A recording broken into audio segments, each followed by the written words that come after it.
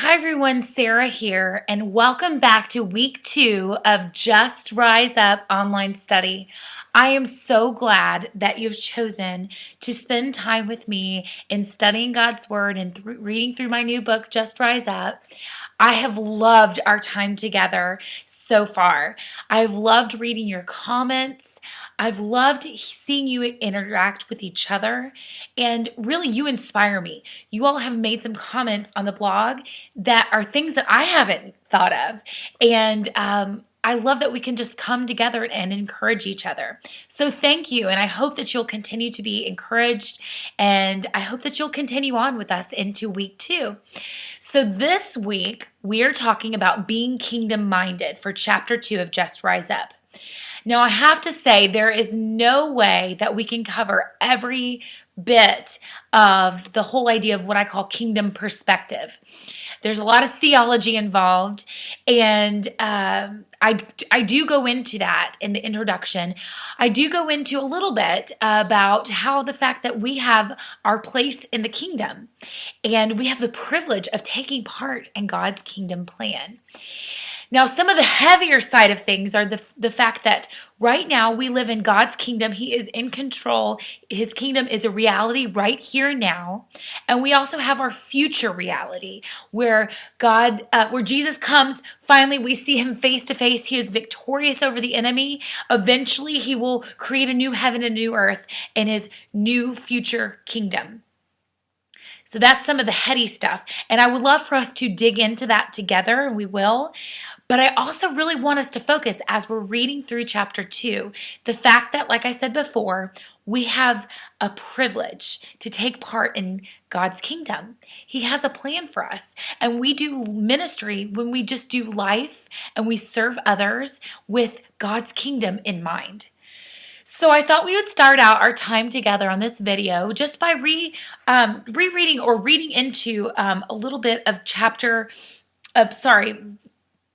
Psalm 145, and we're going to do verse 11 through 13. Just to kind of refresh us, let's go ahead and read it together. I'll read it, and I've got it coming straight out of the book, but it says, "All creation will stand in awe of you, O Eternal One. Thanks will pour forth from our mouths, every one of your creatures." And we talked a lot about that last week with the lifestyle of praise. "Your holy people will bless you." And I saw that you guys were blessing the Lord with your declarations of praise. "They will not be silent. They will talk of the grandeur of your kingdom and celebrate the wonder of your power. Your kingdom will never end. Your rule will endure forever." I love that so much. Your kingdom will never end. Your rule will endure forever. And we have the privilege of taking part of the kingdom that is eternal. It will never end. It will endure. And for me, that gives me courage because I'm standing firm on something that is promised to be here forever. It's not something shaky or flaky, not some cause to join for the moment while something's popular. There are often some really great causes that we latch onto, but they fizzle away. God's kingdom will never fizzle away. The best way, in my view, of how I have personally lived with a kingdom perspective is to keep in mind that there are things of this earth that are eternal and things that are earthly and temporary. And we talk a lot about this in chapter 2 of Just Rise Up. What helps for me is when I'm being challenged by something, or I'm being challenged on how to spend my money. My husband and I were figuring out how to spend our money, or how I react to somebody. Maybe they've treated me in a way that's not very nice, or how my attitude, how I go forth with a certain attitude.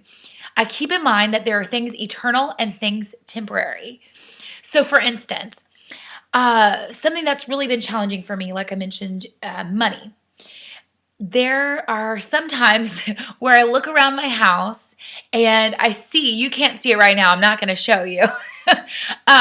There's this chair, and it's an old chair in my house, and it's in the center of my living room.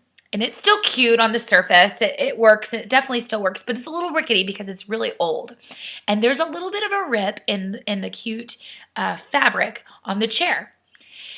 Now, so my husband and I were trying to decide, this is kind of how we do our budget these days, because God is really challenging us. when we decide on how to spend our money, we think, okay, what are we spending our money on? Are we spending our money on things that have eternal value, or are we spending our money on things that are just temporary, that are just that surface level thing? And so when we're trying to decide our budget and giving extra to other ministries, or giving extra to our church, or giving to those in need that God just places in our life, we have the privilege of doing that. We have that extra money. We have that surplus because we have taken into account that those things, those ministry with our money, doing ministry with our money, has eternal value.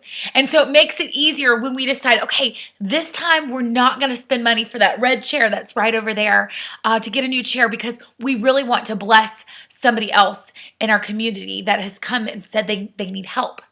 So things that are eternal versus things that are temporary. Also, really, it's helpful to have this kingdom perspective when we're deciding how we're going to react. Say you're at work, or you're dealing with a family member, you've got family drama, or you're dealing with a friend that they might have said something not nice, or you don't agree with something that they've done, they've hurt you. Something that helps me is keeping in mind God's kingdom, that I have a privilege and a place in God's kingdom to serve and love others and to be humble. And so this is how I change the way I react. Sometimes it would be easy to lash out in anger, or to just do something that really would not please God in reaction to another person's actions towards us. But when we keep in mind the eternal things versus the temporary things, really, what is our lashing out to somebody going to do that has eternal value? It really doesn't. It has temporary value. It circulates anger. It perpetuates anger, and it perpetuates that drama. So those are just a few things for me in particular. And we talk a lot about this, getting down to the nitty gritty in chapter 2 of Just Rise Up this week. So I encourage you, really dig into the journal questions that I've written, and get your pen and pad out. Be willing to take time to sift through those questions and think hard, and let's do life differently together with a kingdom perspective. I'm super excited about this week, and I'm excited to see what you guys have to say with the questions that I've posed within this blog post and on Wednesday as well. So feel free to share in the comments about what you're learning, what God is teaching you. Feel free to comment on other people's ideas and things that they've posted, and let's get a good conversation going.